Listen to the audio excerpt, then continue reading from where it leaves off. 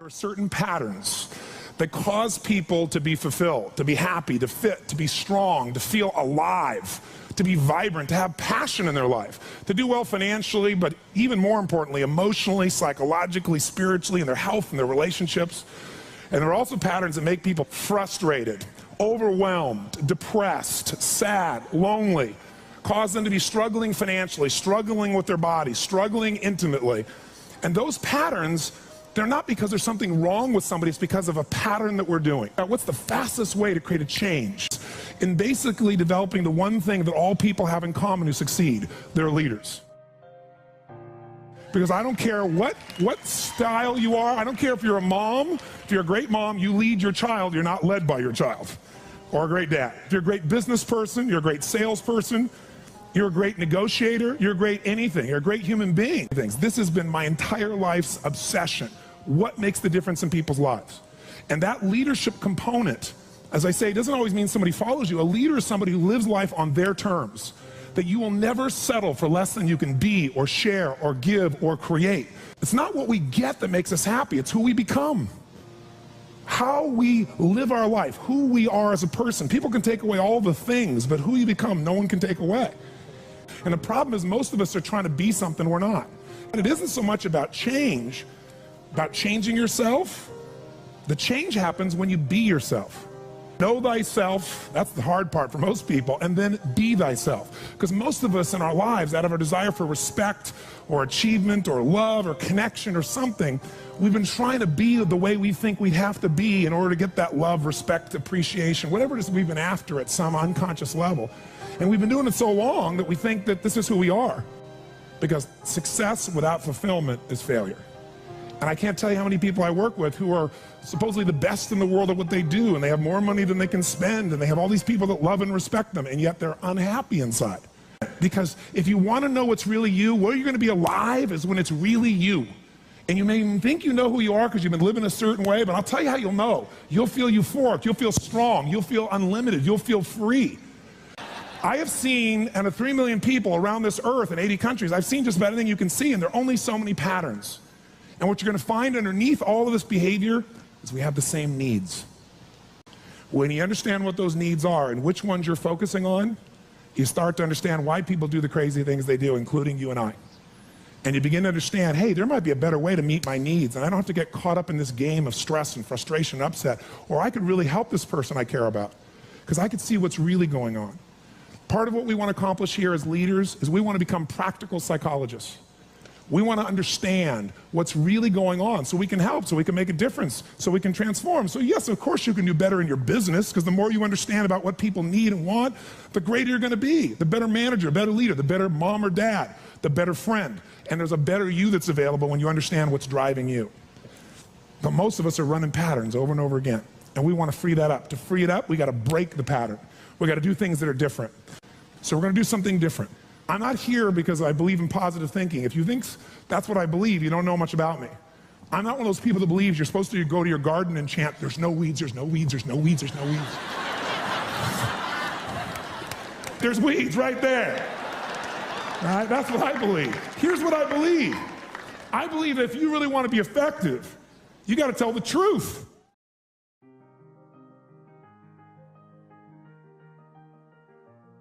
What I want you to get is that the single most important skill in life, it's the word that all leaders have. What would that word be? Influence. What changes companies is leaders. The only way you change a company is leadership. If I want to change a company that I own and I want to make a shift in that company, the number one thing I'm going to do is shifting leadership. That might be taking leaders to a different level. That might bring new leaders in. That might be new leaders of new voices with new perspectives, with new skill sets, new directions, but we need to take things to another level. Leaders solve problems and leaders maximize resources. If you're going to solve problems, you can't do it yourself or it would already been solved. You have to get others to help you to do it. That requires influence. True? If you're going to get people to maximize resources, that requires influence. If you're going to get people to partner with you, provide you resources, capital, suppliers, anything, that requires influence. If you're going to have an impact on your kids or your community or the world, that requires influence. There is no more important skill of leadership than influence. And yet most of us think of it like selling, and as a result, we don't master influence. So I'm not here today to try and get you to become a master of influence in 45 minutes or so. Am I chatting with you here because we have so many of the speakers. This is the area of life I am most focused on. Because I know that if you can't influence, you can't lead. But if you can influence powerfully, intelligently, with integrity, there's no limit to whatever you can envision and what you can make real. And if your influence becomes not just you as the influence, but you're able to influence systems, people, company, culture. If you can turn other people into influencers, now whatever you vision about can be made into a reality. And so as a skill of influence, we got to ask ourselves, how many agree leaders are what change companies? Raise your hand if you agree with that, say aye. And leaders' number one skill is influence. If you agree, say aye. And then the question becomes, how do you influence? How do you influence consistently with integrity? You can influence many ways. You can do it without integrity. But the good news is we live in a world today where whatever you do, it's transparent to the world because there are no secrets anymore, are there? Try to have a secret today, bless you. You can forget the secret. With the internet, with the culture we have, the way the world is today, there are no more secrets, and whatever you think is still possible to keep secret, give it 3 or 4 more years and it'll be impossible. Every phone call you make is recorded. There's no single phone call that goes in and out of North America that they don't have a recording of, and they can search by word, by tone, by tempo. They can even recognize voices now. There is no such thing as privacy. Everything you've ever put on the internet is there forever, and people know it and can search it. The way you write is searchable now. You can not sign your email, you can put it on somebody else's email, and the structure of your language and the way you influence things can be studied at this level. So the good news about that is manipulation as an ongoing tool for success is over. But adding value will never go out of style. Truth will never go out of style. So influencing with integrity is the secret. But what really influences people? Do facts and figures, we give you enough facts and figures out of a core story, is that going to influence people? No. It's the weaving of that story together in a way that produces what shifts people. And that's human emotion. Ultimately, the big game here is emotion. You have to influence emotion. You have to influence the emotion of your people. If you're going to maximize resources, and if we all agree, as we talked about the other day, it's not a lack of resources, it's a lack of what? Resourcefulness. If you're creative enough, if you're playful enough, if you're determined enough, if you're focused enough, you can find a way. If you're giving enough, if you're generous enough, if you're honest enough, if you're courageous enough, you will get people to help you. You will find the way. You will make that thing happen. You'll access the resource. You get someone to coach you, teach you, loan it to you, let you try it, drive it, experience it. So it's the ability to influence emotion because that's what affects our intellect. That's the bottom line. A core story is only there to give you a set of facts to educate someone that will make them emotional enough to make a decision. And what they do is they go through a series of things that you have emotions about. They may say them in a non-emotional way, but the only reason they work is because you know they're going to open the person's emotion. How many agree with me on this? Say aye. So as leaders, we can never forget that humans are emotional creatures, including ourselves. And to influence other people, we have to know what already influences them. And we can't ever forget what truly influences them. It's going to come down to our ability to connect with them at a deep emotional level or get others to do the same. Here's how I'd say it in a really simple term. To influence someone, you have to already be influenced. Right? To move somebody, you better be moved. To touch somebody, you can't touch somebody about your product or service or vision or idea or your company if you're not touched.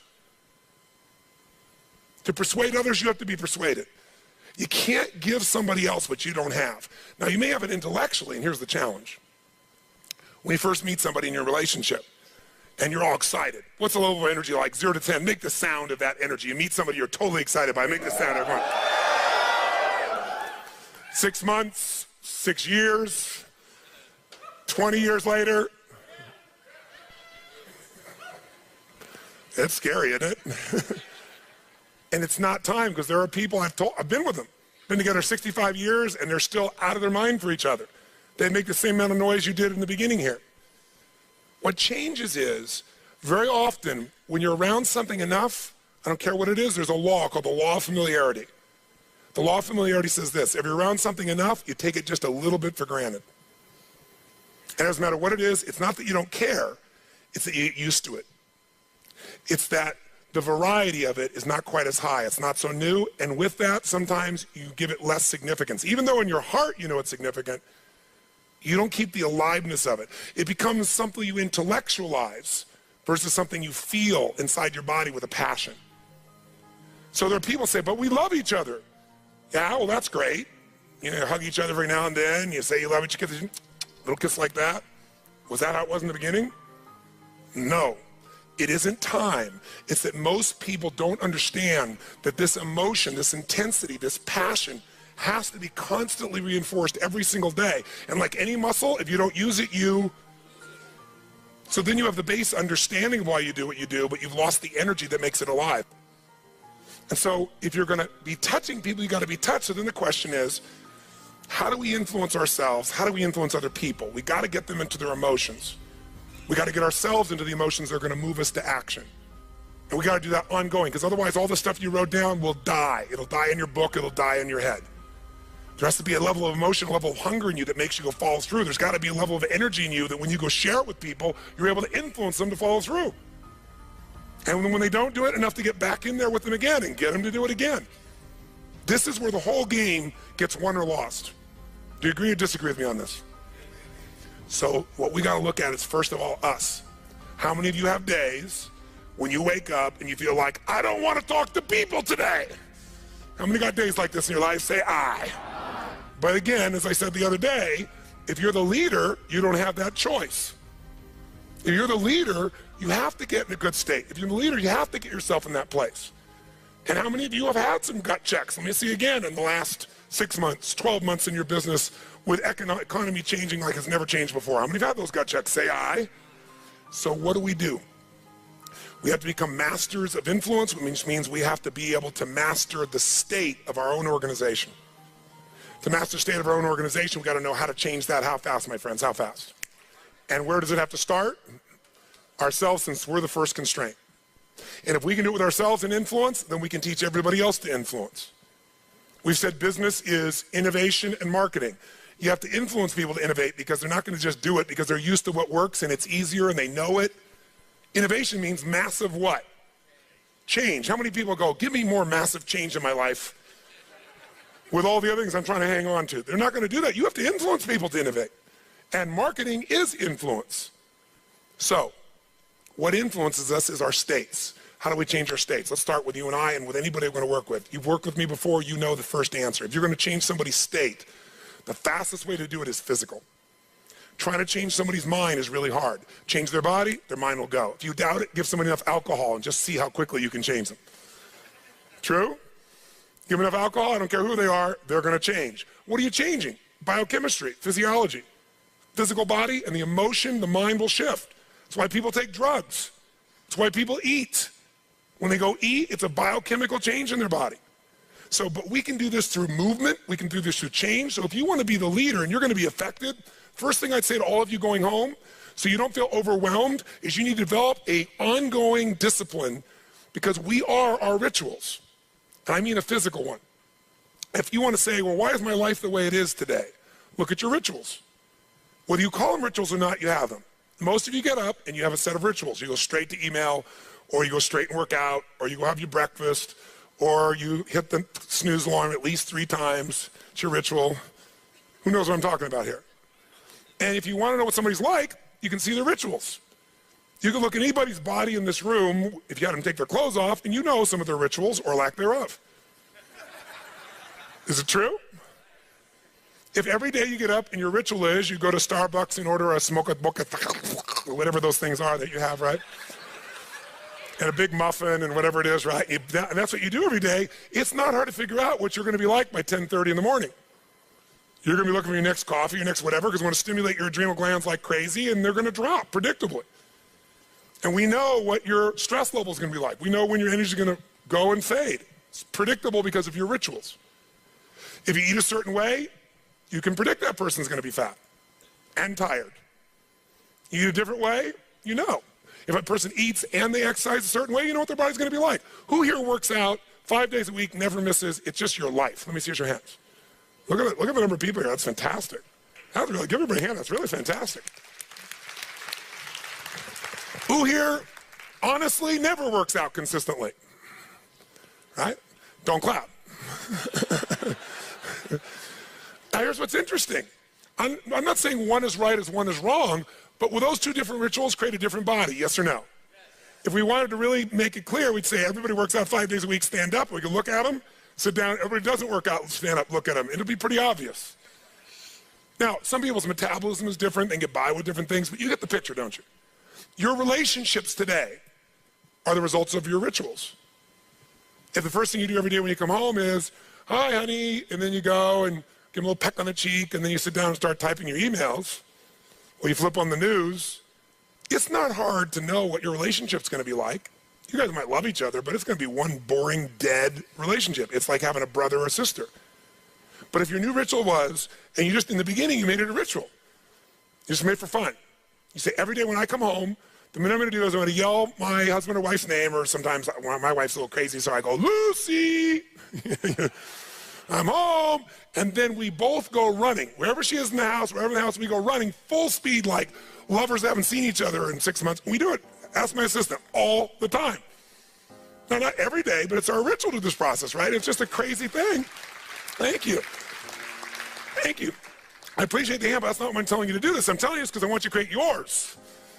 Because when you do that and you're playful and crazy, and you do that on a regular basis, like you can't wait to see each other.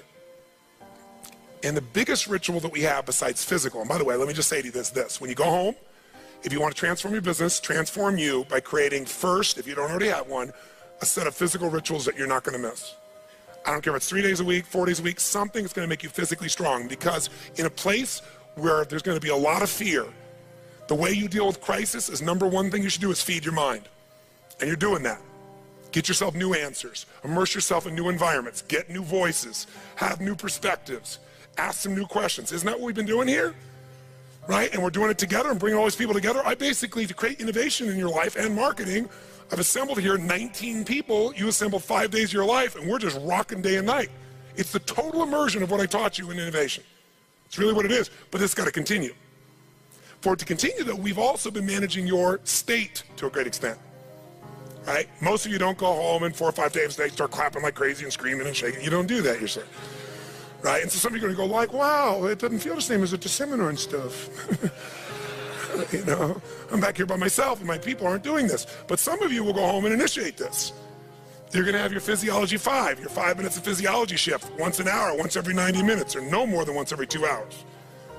You're going to start your morning with everybody, and you're going to bring in and get some little audio clip of something from a movie or something that blasts across, the room, and have everybody stand at attention. You're going to do some crazy stuff if you're smart. Go over Zappos and see what they do. They got the most crazy stuff going on there. All the stuff that I do in seminars, they do every day at their location with their people. And people can't wait to get to work and they're in a certain state.